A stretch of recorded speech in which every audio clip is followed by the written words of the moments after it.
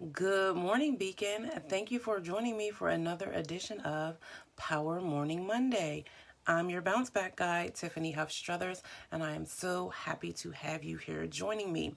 I help amazing women just like you thrive on the journey from setback to impact and income. And one way that I do that is through the Power Morning, which is both my morning ritual and a 21-day journey that I take women on as they are building their bounce back guide. In case you're new here, here's a quick start guide to the Power Morning. The P is for prayer. The O is for opening up or meditation. The W is for writing. The E is for exercise, and the R is for reading. And I always say, if you get the POW, you are on the right track to commanding your morning. It's important to command your morning because your mornings become your days and your days make up your life. And so if you have a powerful morning, then you set the tone for a powerful day and a powerful life by prioritizing both yourself and God first thing in the morning.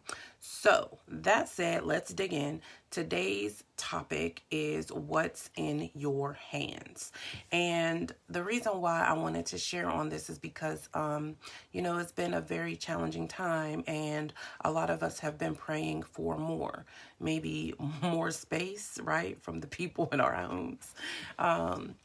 Or, more money, more food, maybe more ideas, maybe more customers for your business. You fill in the blank. What have you been praying for more of? Maybe even more peace, right? And when I have prayed that prayer, God has always come back to me initially and said, what have you done with what I've given you, right?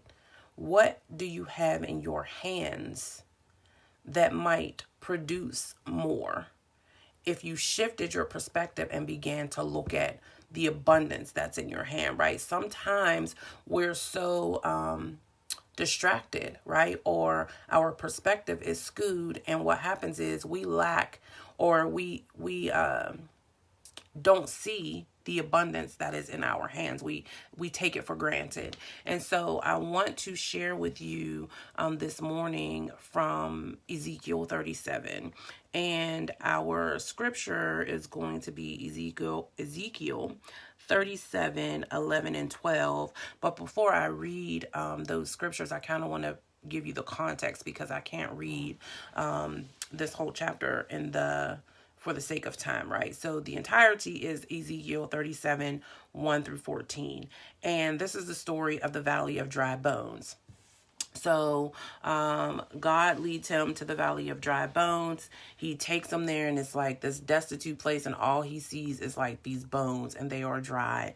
And God asks him, can these bones live, right?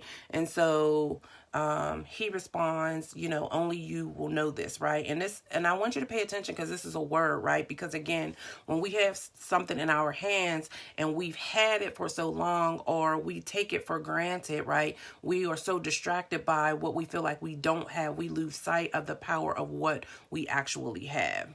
And so God takes him through this process, and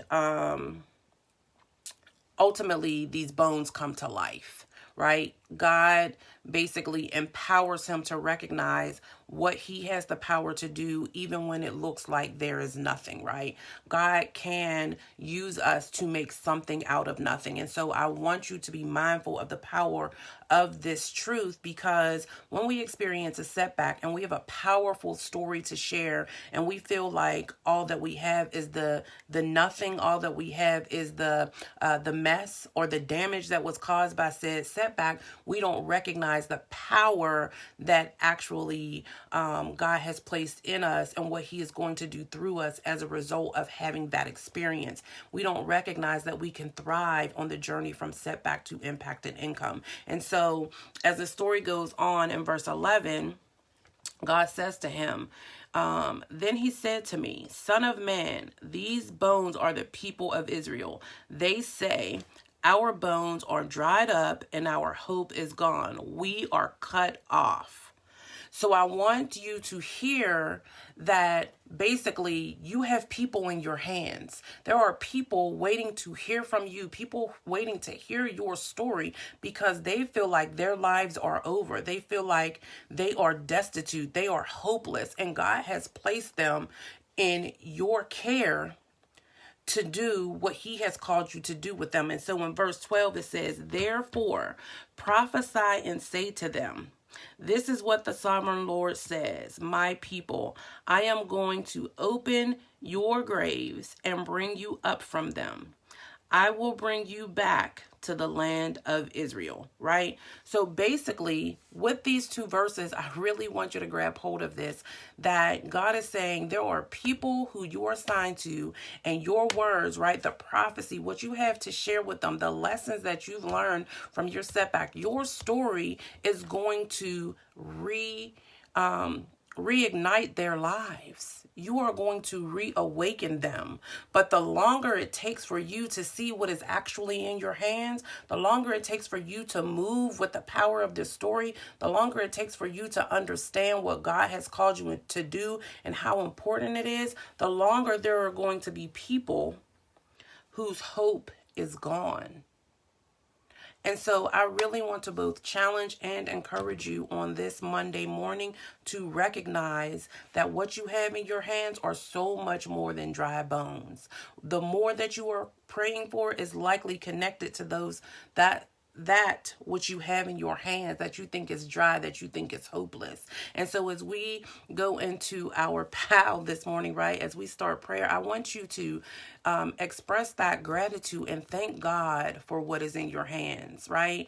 Do not despise the small beginnings. Do not despise what appears to be dry bones, right? Because God can make something out of nothing, and he is empowering you to do that for the people he has given giving you assignment over, right? So you want to thank him for that. You want to confess, right?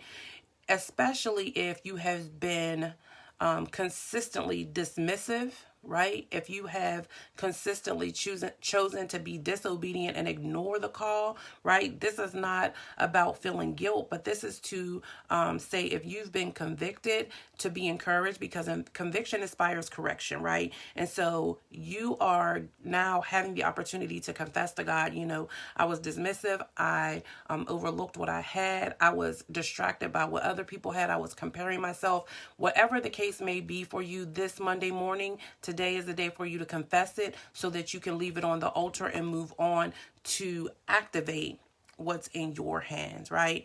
And I really want you to be mindful of, again, I'm going to read verse 12. It says, therefore prophesy and say to them, this is what the sovereign Lord says, my people, I am going to open your graves and bring you up from them. I will bring you back to the land of Israel. And it goes on in 13 to say, then you, my people, will know that I am the Lord, excuse me, when I open your graves and bring you up from them. And so your opening up meditation is the story that God has placed inside of me is going to bless people's lives. The story that God has placed inside of me is going to bless people's lives. And your writing prompt this morning is for you to really dig into the truth about what is in your hands. What are your dry bones? What are the dry bones that are in your hands? What is the story, right? What is the experience that God has given you to bless the people who are hopeless? What is in your hands? What are your dry bones? I am strongly challenging and encouraging you to dig into this. And in fact, you may need to replay this video so that it can really, really sink in.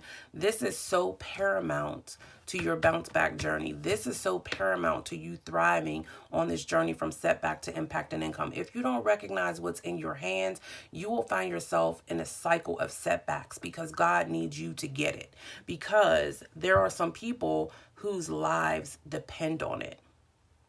And so, take this time Grab your journal, dig into it. Don't rush. Get honest with yourself. Take your time. If you need to, you can journal through this all week. This video will be here. You can come back to it. You can share it with someone else, maybe your accountability partner, and work through this story in in Ezekiel 37. Work through that affirmation. Work through that writing prompt with someone else who can challenge and encourage you. And if you don't have someone else to do that for you, then I invite you to join us in the Bounce Back Blueprint community. The link to join that is either under this video or in my bio.